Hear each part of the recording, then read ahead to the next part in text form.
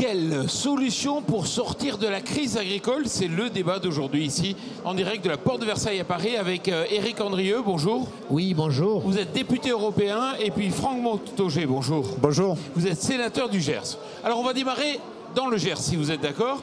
Alors aujourd'hui, il y a la crise aviaire, c'est important dans votre département?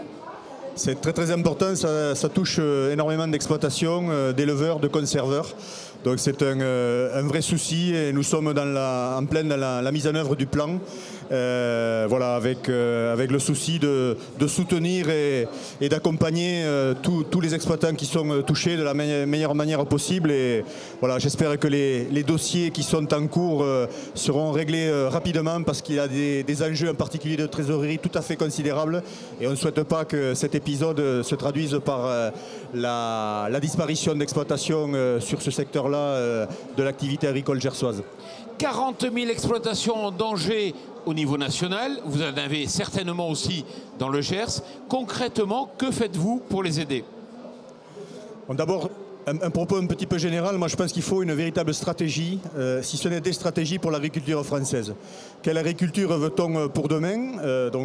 Des questions de politique évidemment nationale et plus encore européenne, mais je pense qu'Éric s'exprimera là-dessus. Après, concrètement sur le terrain, on peut faire des choses. Voilà. Et moi je suis plutôt satisfait d'avoir à témoigner d'une expérience personnelle qui a mobilisé toutes les collectivités locales dans le Gers et dans la région de Midi-Pyrénées pour sauver, c'est le mot qui convient, l'abattoir d'Auch. L'abattoir en 2012 était promis à une fermeture pure et simple dans le cadre d'un montage très très original, probablement unique en France. Nous avons fait en sorte de sauver les 100 emplois directs concernant cet abattoir et de soutenir par le fait la filière bovine gersoise mais également régionale. Voilà, donc très concrètement, quand on est dans des stratégies bien pensées, menées collectivement, chacun à sa place et chacun en portant ce qu'il lui est possible de faire. Et avec les éleveurs, avec la profession, on arrive à des succès, on arrive à surmonter certaines situations de crise particulières. Voilà, ce qui prouve que il y a les grandes politiques nationales qui sont indispensables, mais il y a aussi une action locale qui peut être menée dans l'intérêt de l'agriculture. Alors, Éric Andrieux, quand vous voyez Stéphane Le Foll qui se tourne vers l'Europe pour dire concrètement c'est l'Europe qui va pouvoir résoudre la crise, vous dites quoi? Je dis pour grande partie, il a absolument raison, parce que nous sommes confrontés, je ne parle pas de la crise sanitaire que rencontrent donc les éleveurs de palmipèdes dans le Gers, dans le sud-ouest de la France, mais je parle de la crise économique du moment, c'est une crise de marché avant tout. Et qu'on a un problème de déséquilibre entre l'offre et la demande. Ça veut dire qu'effectivement, c'est de la compétence de l'Union européenne de répondre à cette question-là. Et qu'il faut qu'on déclenche des outils de régulation. Donc si on veut sortir à très court terme de la crise dans laquelle nous sommes entrés, à la fois pour le lait, bien sûr, mais également pour le porc et pour les filières viande en général. Mais pourtant, on a un commissaire européen qui est on ne peut plus libéral, qui ne correspond pas à ce que les agriculteurs demandent dans les allées ici. Oui, mais j'entends bien, et nous entretenons suffisamment avec lui. Le commissaire européen dont nous attendons sa venue cet après-midi et ses déclarations cet après-midi, ses intentions réelles pour répondre à la crise, il faut qu'il convienne, et c'est un aveu qu'il doit nous faire, que le marché ne régule pas tout en matière de politique agricole. Le secteur de l'agriculture est un secteur économique particulier qui demande de la régulation et qu'il ne suffit pas de libéraliser à outrance à l'extérieur des frontières de l'Union et de déréguler à l'intérieur des frontières de l'Union pour trouver des solutions. Et la crise du moment nous montre ô combien il est nécessaire d'avoir des outils de régulation.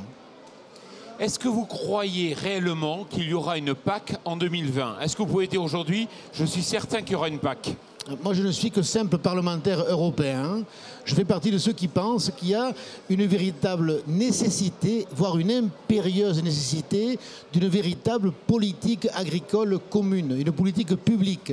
Or, une politique publique, ça appelle à, je le redis, de la régulation en matière d'agriculture. L'agriculture est une économie qui est liée à des contingences que l'on ne peut pas maîtriser, qu'elles soient climatiques, qu'elles soient sanitaires. Et on le voit à travers la filière aviaire, qu'elle soit politique, et on le voit avec la crise de la Russie. Donc il faut que les moyens publics interviennent dans l'équilibre, c'est-à-dire que la demande en matière alimentaire, elle est linéaire, même si elle est exponentielle. Or, l'offre est très sinusoïdale, c'est-à-dire irrégulière. Si vous avez une grosse sécheresse, vous avez moins de produits. Si vous avez une année néfaste du point de vue climatique, vous avez plus de produits. Donc ça appelle de la régulation. Et donc oui, je pense qu'il faudra une politique publique après 2020. Discutons des montants des moyens, mais discutons surtout de la façon dont nous allons utiliser les moyens publics pour réguler et répondre à la question à la fois des citoyens en matière alimentaire et des professionnels en matière de la production agricole. En 2014, on a eu du mal à se mettre d'accord sur un budget européen. Et là, en plus, oui, c'est les Anglais qui veulent partir. Heureusement qu'il y a eu le président de la République et le ministre Stéphane Le Foll pour défendre l'enveloppe française. La France a eu un budget à peine réduit de 1,7%. Et si les Anglais partent? Mais ça veut dire que ces Anglais partent, c'est leur choix, ça les regarde. Je crois qu'on devra reconfigurer, mais ça n'enlève rien à la nécessité d'une politique commune en matière agricole. On est 28 États aujourd'hui qui composent l'Union européenne. J'espère qu'ils resteront. C'est essentiel pour l'avenir d'abord dans leur intérêt propre, mais également dans l'avenir de l'Union. Mais si leur choix était de sortir de l'Union, nous devrions reconsidérer les fondamentaux de l'avenir de l'Union européenne et en particulier sur le secteur de l'agriculture. Franck Montaugé, est-ce que vous achetez local, vous? Alors nous achetons local, nous privilégions les productions locales, saisonnières, de qualité bien entendu, en particulier pour nos écoles. Je suis maire, président d'agglomération, donc en responsabilité des cantines et des repas qui sont servis aux enfants. Et nous avons fait le choix politique majeur de solliciter les producteurs locaux pour remplir l'assiette de nos enfants. Qui t'a payé plus cher? Qui t'a payé plus cher, mais voilà, je crois qu'il faut faire là aussi une analyse globale du sujet, de la façon dont les choses se passent. Quand on propose des produits de qualité, qu'on rajoute à ça de l'éducation au goût des enfants, ça fait partie aussi de l'école, ça. Eh bien, on constate que les assiettes sont vides et qu'on gâche beaucoup moins, qu'on jette beaucoup moins. Donc tout ça est à considérer. Et ça coûte peut-être un peu plus cher, mais je crois que c'est un plus cher qui vaut le coup. Monsieur Andrieux, vous souhaitez réagir ou pas à cette politique d'achat local? Ben oui, je pense que c'est un élément de réponse. Aujourd'hui, on nous vend le tout export comme la solution idéale à l'avenir de l'agriculture. Force est de constater qu'à force de spécialiser les territoires, ici les céréales, ici de la viande, ici du lait, ici du mouton, ici du porc, ben on rend dépendants les territoires des uns aux autres. Et que peut-être il serait bon qu'on se pose la question du modèle agricole. Et j'adhère au propos de Franck Montaugé en disant qu'il faut reconfigurer la question du local et de la consommation. Il y a un véritable marché au local, sur la restauration collective en particulier, mais pas que sur la restauration collective. Mais il en va aussi des choix du citoyen consommateur. Quand on choisit le produit, et c'est là l'intérêt de la demande du ministre Stéphane Le Foll au rapport de la traçabilité à travers l'étiquetage des produits. Ça fait 2 ans que nous demandons au Parlement européen à ce que la Commission autorise l'étiquetage de produits. C'est-à-dire dans les plats conditionnés ou les plats préparés, qu'on sache d'où provient la viande dans ces plats-là, par exemple. Et pourquoi ça freine ? C'est pas qu'un petit luxe, c'est donner le choix aux citoyens de accompagner par l'acte d'achat l'économie territoriale. Franck Montaugé. Je reviens à la notion de stratégie. Quelles agricultures au pluriel voulons-nous ? Il y a une place pour l'agriculture de proximité, il y a une place pour les circuits courts, il y a aussi une place pour l'agriculture industrielle. Voilà, et la question centrale, elle est celle-là. Je voudrais revenir sur le sujet de la régulation. Moi, je vous le disais il y a 1 an sur ce même plateau, il est essentiel que la politique agricole européenne se recentre sur les mécanismes de régulation économique. Voilà, sur la gestion du risque économique, des prix, des marchés. C'est absolument essentiel. Il y a un arsenal de dispositifs disponibles tout à fait conséquent. Là aussi, il faut élaborer une véritable stratégie et même à l'échelle de l'État, en France, il y a des choses à faire. Je parle à un spécialiste, il y a un règlement européen de fin 2013 qui prévoit des possibilités en matière de régulation et d'utilisation en particulier du 2e pilier de la PAC. C'est l'article 119. Ces choses-là doivent être faites en France. Je crois que le ministre de l'Agriculture veut s'engager dans ce sens-là.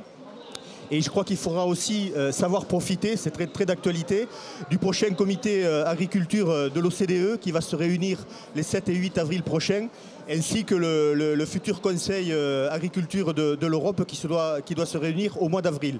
Le comité agriculture de l'OCDE, il va être présidé par les USA et par la France.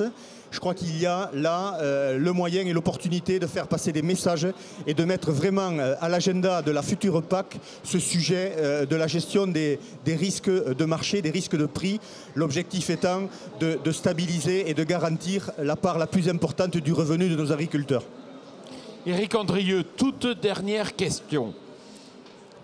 Est-ce que vous avez l'impression aujourd'hui que l'Union européenne sera capable d'apporter les réponses que souhaitent les agriculteurs? Ou est-ce que vous avez l'impression que la Commission tourne de façon totalement autonome et freinera tous les projets?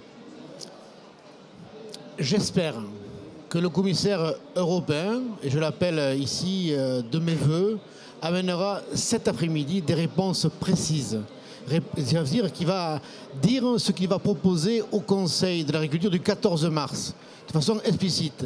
On ne peut pas tolérer, en tous les cas, ce qui me concerne, donc je me l'approprie, je ne peux pas tolérer, ou je ne pourrais pas tolérer que le commissaire à l'agriculture européen décide de gérer la crise par la faillite. Donc ça signifie simplement qu'on permette aux plus grands et aux plus gros de perdurer leur activité et de détruire des pans entiers de l'agriculture qui occupent nos territoires, ici en France, mais ailleurs, dans l'ensemble des 28 États de l'Union européenne. Monsieur Montaugé, merci beaucoup. Monsieur Andrieux, merci d'être venu ici vous. sur notre plateau TV Agri. Merci à vous.